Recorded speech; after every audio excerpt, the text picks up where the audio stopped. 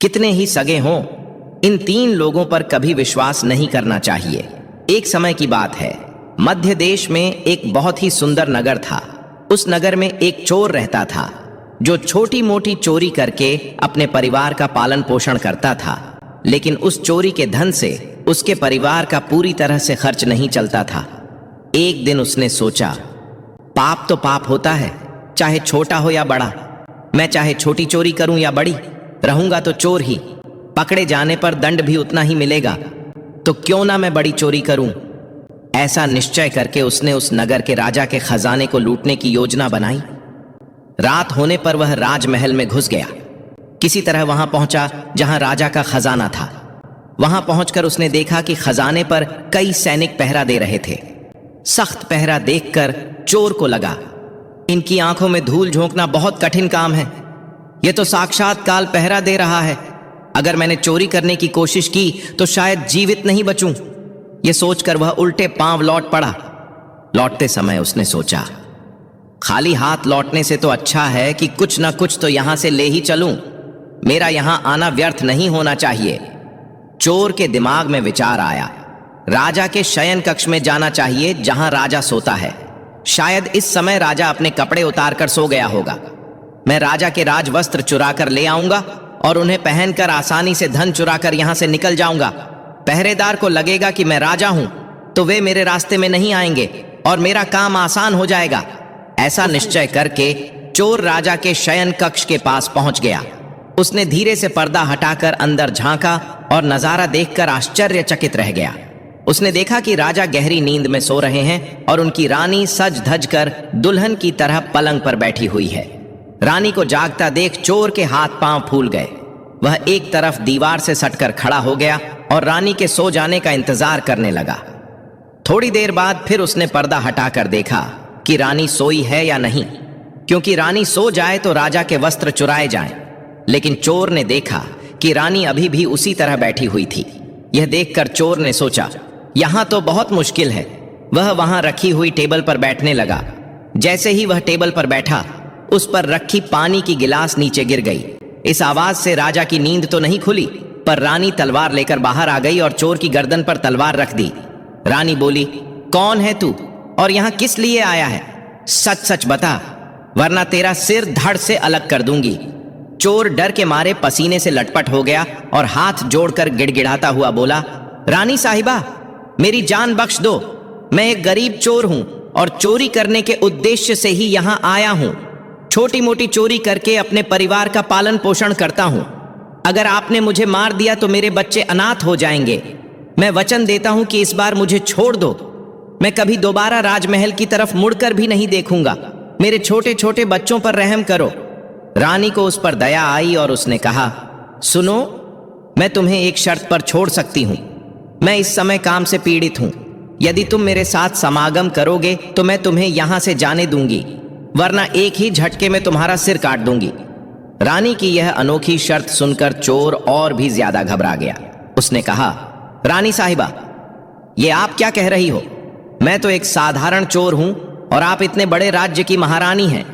मेरी क्या औकात है कि मैं आपके साथ ऐसा करूं? मेरे लिए तो यह सोचना भी बहुत बड़ा पाप है। रानी ने कहा, मैं कुछ नहीं सुनना चाहती। अगर तुम्हें अपनी जान प्यारी है तो जैसा कहती हूं वैसा ही करो, वरना मरने के लिए तैयार हो जाओ। रानी का ऐसा प्रस्ताव सुनकर चोर की जान हलक में अटक गई। वह सोचने लगा, आज मैं बहुत बड़ी मुसीबत में फंस गया हूं। अगर रानी की बात नहीं मानी तो भी मारा जाऊंगा और मान ली तो भी मारा जाऊंगा। चोर बहुत बड़ी दुविधा में पड़ गया कि आखिर क्या करूं। अंत में उसने रानी के साथ समागम करने की बात को स्वीकार कर लिया और बोला, रानी साहिबा, मुझे 5 मिनट का समय दे दो। मुझे बहुत जोर से लघु शंका लगी है। पहले मुझे लघु शंका से निवृत्त होने दो, उसके बाद आप जैसा कहोगी मैं वैसा ही करने के लिए तैयार हूं। रानी ने तुरंत तलवार के इशारे से शौचालय की तरफ इशारा कर दिया और चोर उस दिशा में चल पड़ा। रानी वहीं खड़ी होकर उसके लौटने का इंतजार करने लगी। चोर ने इस बीच रानी की नजर से बचकर वहां से भागने की कोशिश की। भागते भागते जब वह द्वार पर पहुंचा तो द्वार पर तैनात सैनिक ने उसे पकड़ लिया और उससे पूछताछ करने लगा। चोर डर से कांपता हुआ सच सच बताने लगा। मैं एक चोर हूं और राजमहल में चोरी करने आया था, लेकिन रानी ने मुझे पकड़ लिया और छोड़ने के बदले एक शर्त रखी थी कि मैं उसके साथ समागम करूं। इसलिए मैं लघु शंका का बहाना बनाकर वहां से भाग आया। सैनिक ने कहा, देख भाई, मैं तुझे एक शर्त पर जाने दूंगा। तुम्हें पुनः रानी के पास लौटकर जाना होगा और कहना होगा कि तुम उसके साथ समागम करने के लिए तैयार हो, लेकिन उससे पहले तुम्हें अपने हाथों से राजा को मारना होगा। सैनिक की यह शर्त सुनकर चोर के पांव तले जमीन खिसक गई। उसने सोचा, अब तो मौत निश्चित है। अगर मैंने रानी से यह बात कही तो रानी मेरा सिर काट देगी। मजबूरी में चोर वापस रानी के पास गया और बोला, रानी साहिबा, मैं आपके साथ संबंध तो बना लूंगा, लेकिन मुझे एक बात का डर है कि अगर उस समय राजा साहब जाग गए तो ना आप बचे पाएंगी और ना मैं। राजा साहब हम दोनों को मार डालेंगे, इसलिए आपको एक काम करना होगा। आप अपने हाथ से राजा का सिर काट दीजिए, फिर हम निडर हो जाएंगे। अगर आप इतना कर सके तो मुझे आपकी शर्त मंजूर है, वरना मैं आपके हाथों मरना उचित समझूंगा। आप मुझे मार दीजिए। काम के वशीभूत रानी चोर से कहने लगी, ठहरो, यह कौन सी बड़ी बात है। मैं अभी राजा साहब को मौत के घाट उतार देती हूं। इतना कहकर रानी ने दोनों हाथों से तलवार पकड़ी और सोए हुए अपने पति का सिर काट दिया। जब रानी ने राजा का सिर काट दिया तो सारा कमरा खून से लटपट हो गया और राजा के खून से रानी भी भीग गई। वह भयानक दृश्य देखकर रानी बेहोश होकर गिर पड़ी और उसी समय चोर वहां से फरार हो गया। सुबह राजमहल में शोर मच गया कि कोई राजा साहब को मार गया, मगर राजा को मारने वाले का कोई पता नहीं चल पा रहा था। सब लोग बड़े आश्चर्य में थे कि राजा को सोते हुए किसने मार डाला। इधर रानी भी दहाड़ दहाड़ कर रो रही थी। इस रहस्य को पूरे राजमहल में केवल वही सैनिक जानता था कि रानी और उस चोर में से किसी एक ने ही राजा को मारा है, परंतु उसने इस बात की चर्चा किसी से नहीं की। राजा के अंतिम संस्कार की पूरी तैयारी हो चुकी थी। उधर रानी ने घोषणा की कि वह अपने राजा के साथ सती होना चाहती है। यह जानकर किसी ने रानी पर संदेह नहीं किया, क्योंकि अगर रानी ने राजा को मारा होता तो वह राजा के साथ सती क्यों होती। इधर रानी सारे श्रृंगार करके राजा के साथ चिता पर जाकर बैठ गई। राज्य के सभी लोग एक एक करके चिता पर लकड़ी रख रहे थे और उन्हें नमन करके पीछे लौट रहे थे। इस प्रकार सबसे अंत में वह सैनिक भी राजा की चिता पर लकड़ी रखने गया, जो इस रहस्य को जानता था। उसने धीरे से रानी के कान में कहा, महारानी, आप तो सती हो जाएंगी, लेकिन मुझे इतना तो बता दीजिए कि राजा को आपने मारा था या उस चोर ने। यह सुनकर रानी चौंक पड़ी। वह समझ गई कि इसका मतलब इस भेद को यह सैनिक भी जानता है। रानी ने कहा, सुनो, राजा को ना तो मैंने मारा है ना उस चोर ने। अगर तुम्हें यह जानना है कि राजा को किसने मारा है तो तुम नगर से बाहर उत्तर दिशा में जो जंगल है उसमें चले जाओ। वहां एक कुटिया में एक बुढ़िया रहती है, वह तुम्हें इस रहस्य को जरूर बता देगी। सैनिक को यह रहस्य जानना था, इसलिए वह अगले ही दिन रानी के बताए अनुसार जंगल में चला गया। जंगल में पहुंचने पर उसे वह कुटिया दिखाई दी जिसमें वह बुढ़िया रहती थी।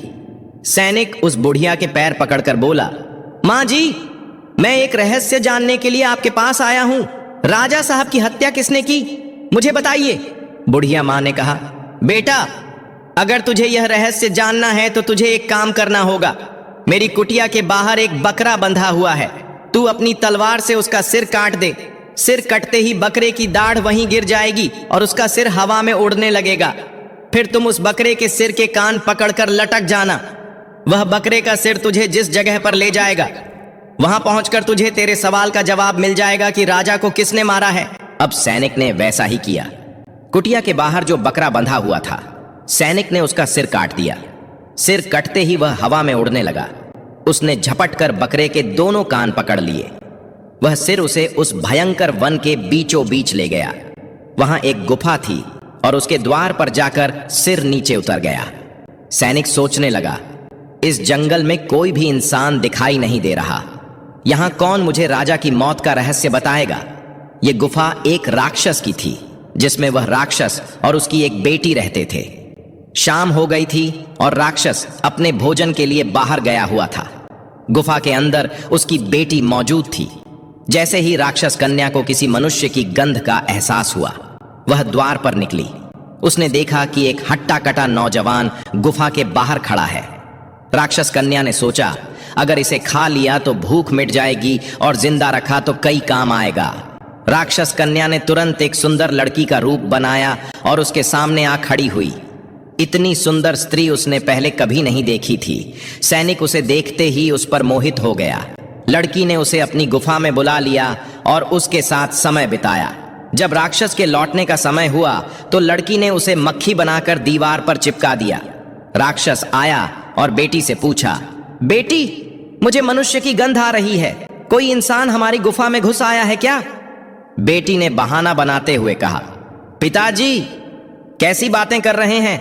हमारे होते हुए कौन यहां आने की हिम्मत करेगा? मैं तो उसे कच्चा चबा जाऊंगी। इस तरह उसने राक्षस को गुमराह कर दिया। राक्षस कन्या रोज रात में उसे इंसान बना देती और दिन में मक्खी बनाकर दीवार पर चिपका देती। कई दिन बीत गए और अब सैनिक को अपने परिवार की याद सताने लगी, लेकिन वह राक्षस कन्या के चंगुल से निकल नहीं पा रहा था। एक दिन उसे मौका मिल गया और वह रात में वहां से भाग निकला। भागते भागते कई दिनों बाद वह अपने नगर पहुंच गया। अपने घर पहुंचकर उसे बहुत खुशी हुई।